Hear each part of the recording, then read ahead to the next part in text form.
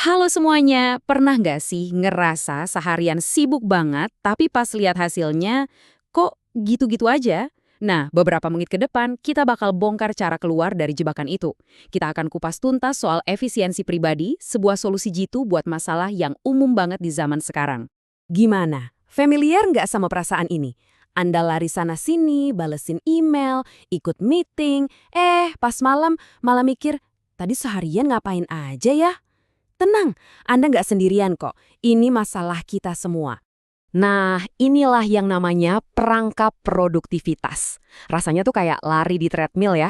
Kita sibuk, to-do list nggak habis-habis, notifikasi bunyi terus. Capek iya, maju nggak? Tapi ada kok jalan keluarnya. Oke, sekarang coba kita ubah cara mikirnya. Solusinya itu bukan kerja lebih lama atau lebih gila-gilaan, tapi lebih cerdas. Inilah inti dari efisiensi pribadi. Gimana caranya? Hasil maksimal dengan usaha, energi, dan fokus yang pas. Ini benar-benar game changer dan kita bakal bahas bareng-bareng. Oke, biar gampang, kita bagi jadi 3 bagian utama ya. Yang pertama, fondasinya nih. Kita sebut aja cetak biru. Ini semua tentang perencanaan dan prioritas. Ibaratnya sebelum kita lari kencang, kita harus tahu dulu garis finishnya di mana. Ini poin yang krusial banget. Efisiensi itu nggak dimulai dari ngerjain, tapi dari mikir. Percuma kan, kita jago banget ngerjain sesuatu, tapi ternyata yang dikerjain itu nggak penting. Buang-buang waktu namanya. Jadi pertanyaan pertama yang harus selalu ditanyain itu, ini beneran perlu dikerjain nggak sih? Nah, ini ada alat super simple tapi ampuh banget. Matrix Eisenhower. Ini bantu kita buat milah-milah kerjaan. Coba lihat, kalau penting dan mendesak, ya udah, lakukan sekarang juga. Kalau penting tapi nggak mendesak, nah ini dia nih area buat berkembang, kita putuskan kapan mau dikerjain. Mendesak tapi nggak penting, kalau bisa delegasikan. Dan yang terakhir, nggak penting dan nggak mendesak, langsung aja hapus. Ini soal kejelasan, bukan soal kesibukan. Selain matriks tadi, ada 3 prinsip utama lagi. Pertama, bikin tujuan yang smart. Spesifik, terukur, bisa dicapai, relevan, dan ada batas waktunya. Jadi bukan cuma pengen lebih produktif, tapi misalnya selesaikan laporan X hari Jumat jam 5 sore. Jelas kan? Kedua, aturan 80-20. Coba deh cari 20% aktivitas mana sih yang ngasih 80% hasil? Nah, fokus di situ. Terakhir, kalau ada proyek gede, jangan panik. Pecah aja jadi tugas-tugas kecil yang gampang dikerjain. Biar apa? Biar kita dapat momentum dan gak gampang nyerah. Sip, kita udah tahu nih apa yang harus dikerjain. Sekarang kita masuk ke pilar kedua, perangkatnya. Di sini kita ngomongin soal gimana cara ngerjainnya biar efektif. Oke, mari kita hancurkan satu mitos besar, multitasking. Banyak banget yang ngira ini keren, ini produktif. Padahal faktanya justru sebaliknya. Lihat deh perbandingannya. Multitasking itu malah bikin efisiensi turun, kesalahan nambah, dan energi kita terkuras habis. Sebaliknya, kalau kita fokus ke satu tugas aja dalam satu waktu, kualitasnya lebih bagus, kerjanya lebih cepat. Terus gimana dong cara jaga fokus? Coba deh teknik Pomodoro. Ini simple banget. Kerja fokus penuh selama 25 menit, terus istirahat 5 menit. Ulangi lagi.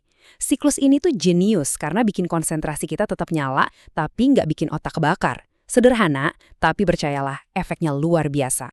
Nah, ini ada beberapa tips kilat lagi buat muasain fokus. Coba kelompokin tugas yang mirip-mirip, misalnya balesin email sekaligus, biar otak nggak lompat-lompat. Terus, blok waktu di kalender buat kerjaan yang penting, dan please matikan notifikasi yang nggak penting. Ada juga aturan 2 menit, kalau ada tugas yang bisa selesai kurang dari 2 menit, langsung kerjain, jangan ditunda. Terakhir, beresin meja kerja. Lingkungan yang rapi, bantu pikiran jadi lebih jernih. Coba deh resapi kalimat ini. Fokus Anda itu bukan barang gratisan yang nggak ada habisnya. Fokus itu sumber daya, sama berharganya kayak waktu dan energi. Jadi, kita harus sengaja melindunginya dari segala gangguan. Dan ini membawa kita ke pilar terakhir yang mungkin justru yang paling penting, sumber daya. Ini bukan lagi soal teknik atau alat, tapi soal bensin yang ngejalanin mesin produktivitas kita, yaitu diri kita sendiri. Ini nih, perubahan cara pandang yang penting banget.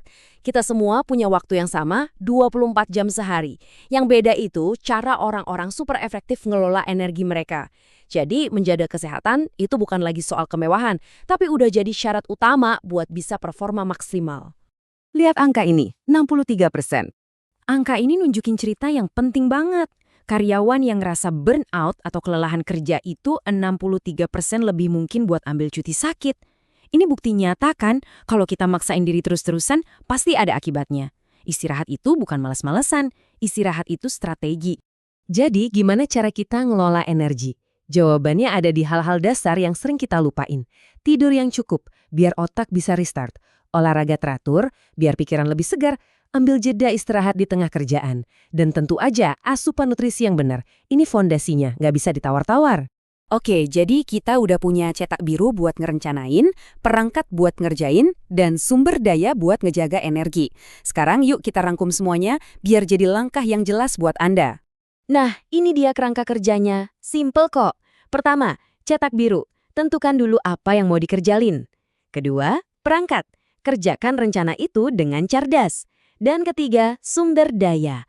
Pastikan kita punya bensin buat jalanin semua itu. 3 pilar ini saling berhubungan, menciptakan sistem efisiensi yang sehat dan jangka panjang. Dan yang paling penting, ingat ya, ini bukan aturan baku yang kaku. Anggap aja ini kayak kotak peralatan. Anda bisa coba teknik Pomodoro, pakai matriks Eisenhower, terus lihat mana yang paling klik sama gaya kerja Anda. Ini perjalanan kok, bukan lomba. Yang penting ada kemajuan, bukan kesempurnaan. Sebagai penutup, saya mau nanya satu hal ke Anda. Nggak usah mikirin banyak hal, cukup satu aja. Apa satu hal kecil yang bakal Anda lakuin besok buat mulai ngambil alih fokus Anda lagi? Karena kadang, langkah pertama yang kecil itulah yang paling penting buat memulai semuanya.